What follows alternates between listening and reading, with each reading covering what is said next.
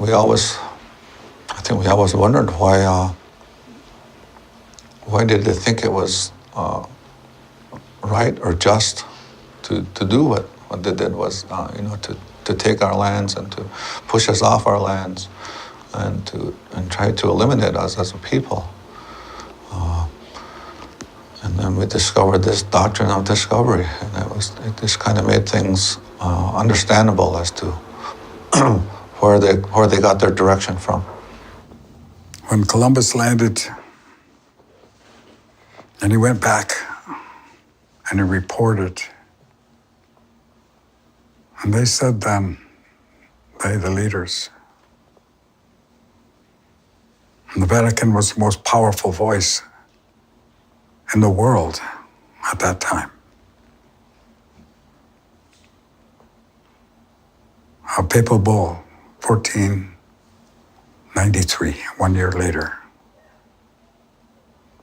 If there are no Christian nations in this new land you have discovered, I declare those lands to be empty. Terra nullius, very old Roman law that had been exercised in Africa, India,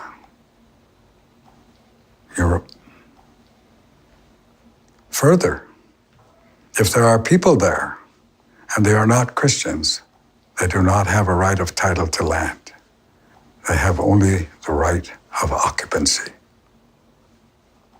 From our perspective, the same right as a rabbit running on the ground, or a turkey, or a deer, or a buffalo, or an Indian. They do not have a right of title to land. 1823, Supreme Court Justice John Marshall adjudicating the case, Johnson versus McIntosh. Two white men arguing over Ohio Indian land. He says, you boys have it all wrong. Don't you understand? This was settled long ago. They don't have a right of title to land. And he moved that principle into U.S. federal law, 1823. The Doctrine of Discovery became the doctrine of law today. Christian doctrine, specific. Wasn't Muslim doctrine, wasn't Jewish doctrine, Christian. And it prevails. It's here, it's a reality, but most people don't understand that, and most people don't know that. We didn't even understand that on 1990, 1991, when I first really said, wow, what's the Doctrine of Discovery? What is that? A young man by name was Steve Newcomb said, I got something, you guys gotta see it. Came out of Peru. Came out of people down there that were really digging. It was a unspoken conspiracy by states going on all those years. Shh, don't tell the Indians. We found out anyway, eventually, finally.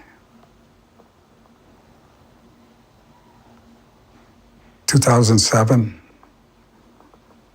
Oneida versus New York, court case. First notation by a Supreme Court Justice, Doctrine of Discovery.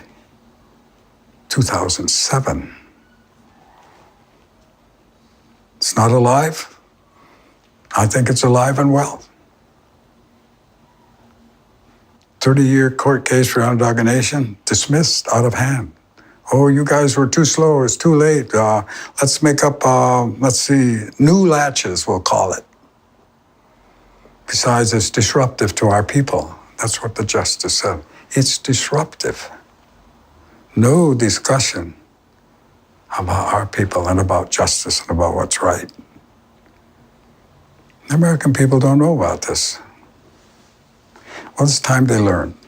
It's time they learn because it's going to take all of us. It's going to take all of us. And I would be very, very, very careful about stamping out the last place that's holding the line the hardest. Haudenosaunee Six Nation. That's holding the line the hardest. For the common good. For the good of all. For the future. That's what I have to say.